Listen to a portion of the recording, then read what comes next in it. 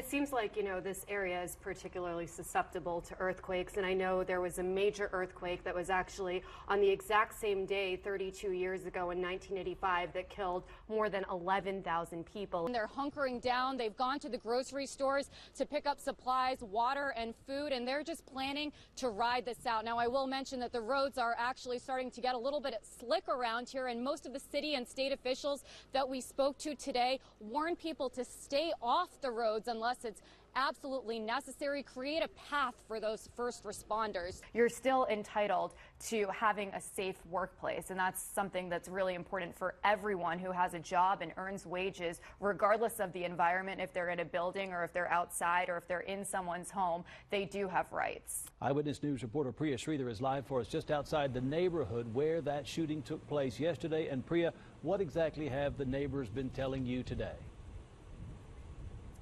Jeff, law enforcement say that they chased Jones to this neighborhood where 6-year-old Cameron Prescott lived. They say that she was armed, but today they still have not been able to find a weapon. Regardless, residents of this neighborhood say that they can't believe that their community got tied up in this tragic, terrible mess. It was a quiet day at the Pecan Grove mobile home community, but just 24 hours earlier, it was a much different scene. Law enforcement pursued a wanted felon to this neighborhood, where they later shot and killed the suspect. They also shot 6-year-old Cameron Prescott, who later died at University Hospital.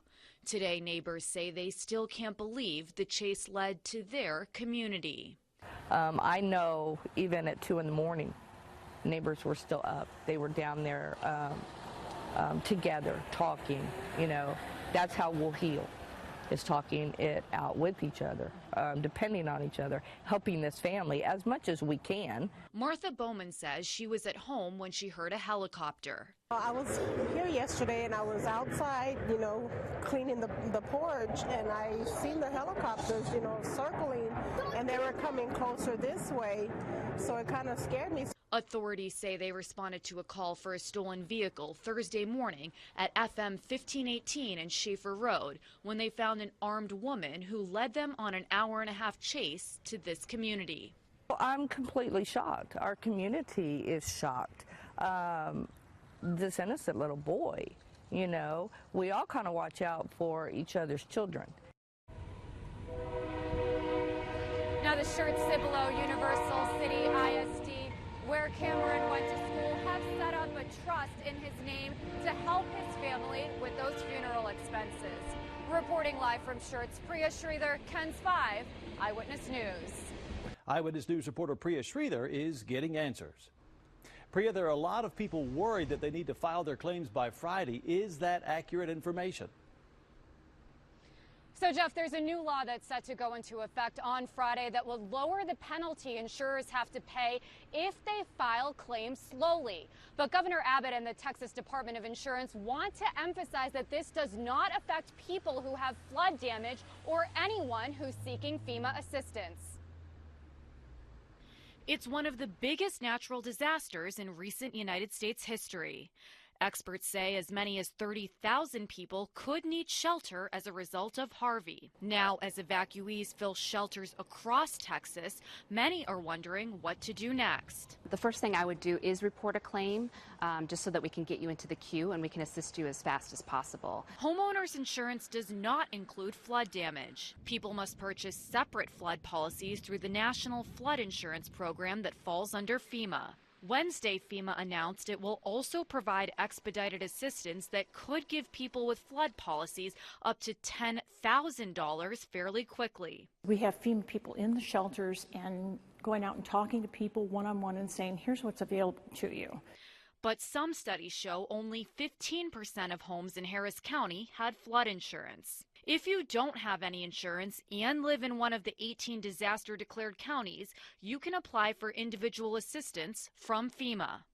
We have assistance for homeowners whose homes were damaged. We have assistance for renters. You don't have to be a homeowner. The maximum grant is $33,000 for housing and what we refer to as other needs. Other needs could include clothing, appliances, furniture, your vehicle. Now, experts say when you're ready to begin the recovery process and it's safe to go into your homes and take photos of the damage and destruction for documentation purposes. They also say that you can work with your insurance company to find a good contractor when you're ready to begin making repairs. Now, if you did lose everything and you are seeking FEMA assistance, they can also help you find temporary housing. Reporting live, Priya Sridhar, KENS 5 Eyewitness News. Take a look at these two license plates. They look similar, right? But if you look closely, you can see that one plate has a star and a dash, and the other has the Texas Longhorns mascot and a heart with the letter T printed in front. The first plate belongs to this woman, Judith Brown. In December, I received a paper bill from one of the toll agencies here in the state of Texas, and I could see what the problem was. It was a Longhorn plate that had the same personalized numbers as I did, the JBBB. It all started almost a year ago when Brown's Texas tag toll number started being charged for the other license plate. She received an email notification that her account was depleted and wondered what was going on.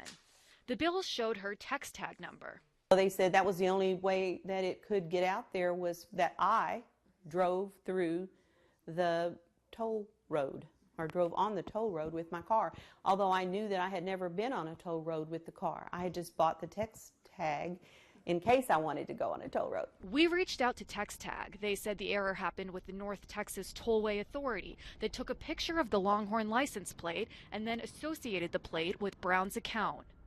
North Texas Tollway Authority couldn't comment specifically about Brown's situation, but said that the character recognition software that they use to read license plates sometimes can have mix-ups. As of today, Judith Brown has gotten rid of her text tags, but the toll bills for the Longhorn plate keep coming.